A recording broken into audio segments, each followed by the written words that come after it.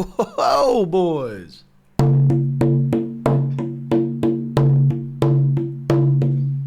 Hell. Wow, some great battles tonight. Jake came out hot right off the rip. Hurt him right off the rip. Watch any of Nate or his older brother Nick Diaz's fights. They take a lot of damage early on, and people gas themselves out trying to finish them. And they're just so durable, they just hang in there.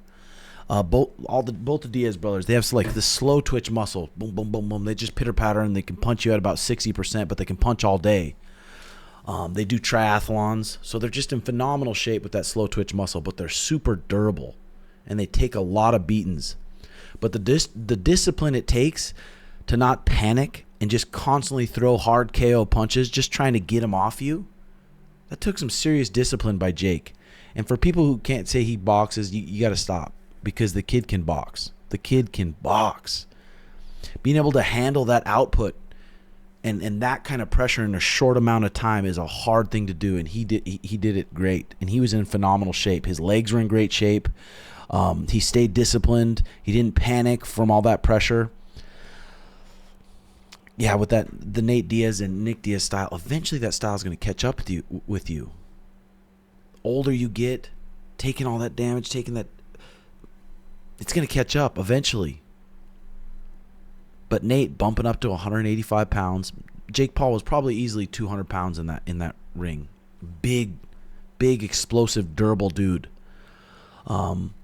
Both impressive as fuck. Nate Diaz brought it, made the fight so sweet, and Jake stayed so disciplined and showed that he's a talented boxer. MMA next. That's a different That's a different story. That's a different story. Now we got elbows. Now we got a cage that you can lean on. Now Nate could pull guard. And now you got kicks. You got all these things to deal with. And those kind of things you can't just learn and, I'm going to learn that in a year and a half. Or I'm going to learn that in 2 years. That's a lot of things to learn. So, MMA next. Props to Jake for even having the balls to do that.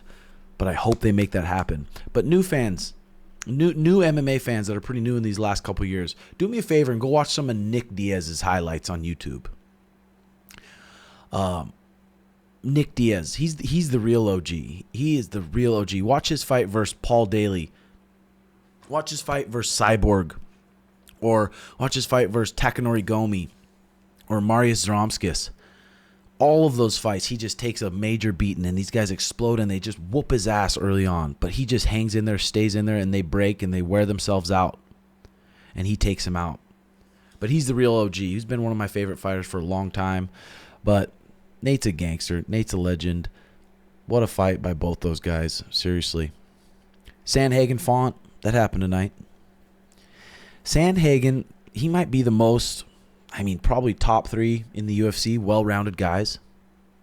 So good with his striking. Punches people at the end of his punches.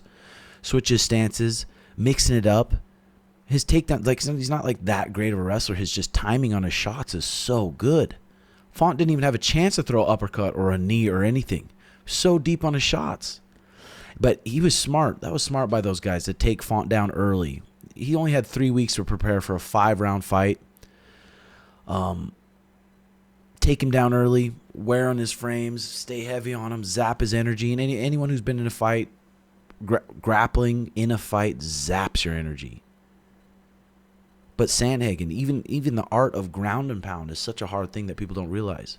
Because people either get on the ground and they grapple, or they get on the ground and they just throw punches the whole time. But he's so good at mixing it up. He'll get into a good position, a good half guard position, posture up, boom, boom, boom, land 2-3 shots, and then go back down to win in the position. He did a great job in that half guard. He was wanting Font to sit up for that underhook the whole time. The Font's coach was yelling, "Sit up for the underhook." He was wanting Font to sit up for that underhook so he could Darce choke him. There's a good chance if we get through Aljo that Corey Sandhagen's next. And man, I tell you what, that's going to be a sweet fight. That is going to be a sweet fight. Sugar Show versus Sandhagen. But hope you guys enjoyed the fights. Thanks for all the fighters for giving us that entertainment. Incredible. Comment below what you guys think. What you guys think of the Jake Paul, Nate Diaz thing.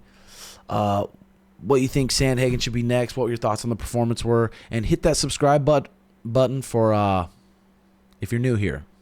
and come on and join the crew. So, love you guys. Have a great night. Bye-bye.